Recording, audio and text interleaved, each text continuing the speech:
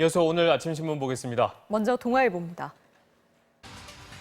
서울대가 미성년 자녀를 논문 공저자로 올린 교수 6명을 연구 진실성위원회에 넘겼고 이 가운데 2명에 대해서 연구윤리 위반 결정이 내려진 것으로 확인됐다고 합니다. 조사 보고서에 따르면 의과대학 A 교수는 아들의 고교 과제 연구를 자신의 실험실에서 하도록 하고 의학 논문 3건에 아들의 이름을 공저자로 올렸습니다. 이에 대해 서울대 연구진실성위원회는 A 교수의 자녀가 대학 실험실에서 나온 사실은 인정이 되지만 실험실에서 약품을 일부 투여하는 처치만으로는 저자 자격을 인정할 수 없다고 판단했다는데요. 수의대 B 교수 역시 고교생 자녀를 논문 공저자로 실었는데 위원회는 이에 대해서도 단순 실험 보조 이상의 저자로 인정될 만한 기여를 하지 않았다며 연구윤리 위반으로 판단했다고 합니다.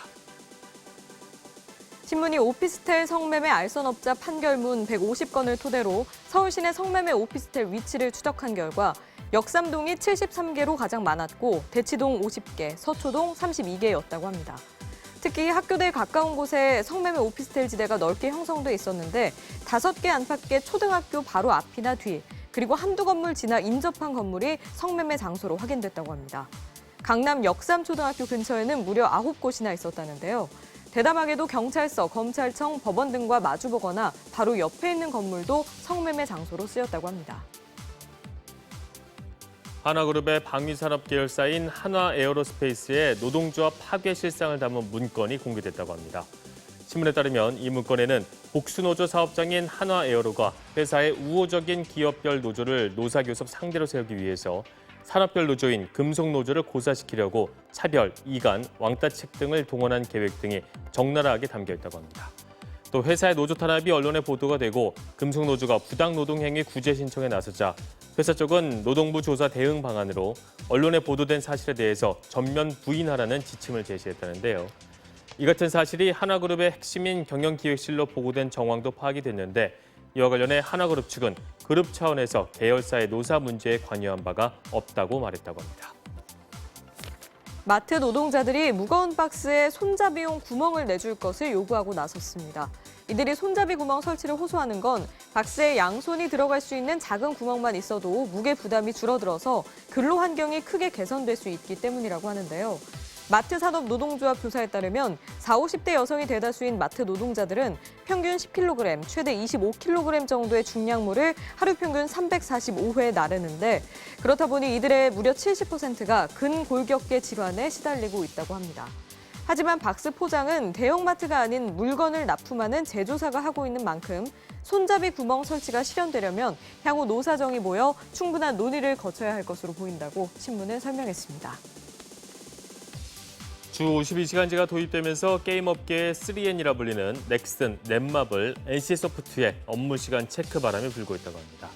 15분 넘게 컴퓨터를 사용하지 않으면 자리 비움 메시지가 뜨고 옥상 흡연실이나 사내 카페같이 비업무 공간에 5분 이상 머물면 해당 시간은 근무 시간에서 제외된다고 합니다. 대신 자리를 비운 이유만 제대로 소명을 하면 자리를 비워도 그 시간만큼은 근무 시간으로 인정받을 수 있다는데요. 업무 시간을 깐깐히 지키는 만큼 지각과 야근이 줄고 퇴근도 눈치 보지 않고 할 수 있어서 일단 직원들의 반응은 나쁘지 않다는데 일부에선 창의적인 작업이 많은 게임업계 속성상 종일 자리에 붙어 있는 게 얼마나 효과적일지에 대해서 회의적인 반응도 있다고 합니다. 반려동물을 버리지 않는 문화가 생겨야 할 것 같습니다. 국내 입양이 점점 줄면서 새 주인을 찾는 게 어려워 미국, 캐나다 등으로 해외 입양을 가는 유기견이 늘고 있다고 합니다. 지난해 단체 한 곳에서만 330마리 정도를 해외 입양 보냈다는데요. 보통 몸집이 큰 개들 아니면 믹스견이나 질병이 있는 개들이 해외로 많이 떠난다고 합니다. 서울시에서 관리하는 공원 33곳 가운데 주차장에 잔디 블록이 설치된 공원은 10곳, 10곳 가운데 9곳은 장애인 주차구역에도 잔디 블록이 깔려 있다고 합니다. 그런데 배수가 잘 되고 자연 친화적이라는 이유로 공원 주차장 바닥재 등으로 쓰는 잔디 블록이 장애인들의 이동권을 침해하고 있다는 지적이 나오고 있습니다. 잔디 블록은 아스팔트 콘크리트 블록 사이에 흙을 채우고 잔디를 심은 바닥재인데 흙과 잔디로 된 틈에 휠체어 바퀴가 빠지기 쉽고 블록의 모양이 균일하지 않아서 장애인들이 이동하는 데 어려움이 있다고 합니다. 미국 시카고에서 14시간을 날아 인천공항으로 들어온 비행기가 태국 방콕행으로 편명을 바꿔 다시 이륙하기까지 주어진 시간은 100분. 이 시간 동안 비행기는 모든 정비와 객실 준비를 마쳐야 한다는데요. 승객과 수화물이 모두 내리고 비행기가 엔진을 끄면 26명의 직원이 기내로 들어가 순식간에 청소를 끝낸다고 합니다. 기체 바깥에선 정비사가 항공기를 점검하고 기장과 출발편 승무원들은 탑승해서 조종실 내부 계기판 등을 살피고 기내식을 미리 정리해두는 등 손님 맞이 준비를 한다는데요. 한편 비행기가 착륙할 때 쿵소리를 내면서 심하게 흔들리는 경우가 있는데 승객들은 10중 8구 조종사가 미숙한가 봐라고 생각하지만 사실은 조종사의 실력 문제가 아닌 활주로의 상태와 풍속 등을 감안한 의도적인 조치라고 하네요. 아침 신문 살펴봤습니다.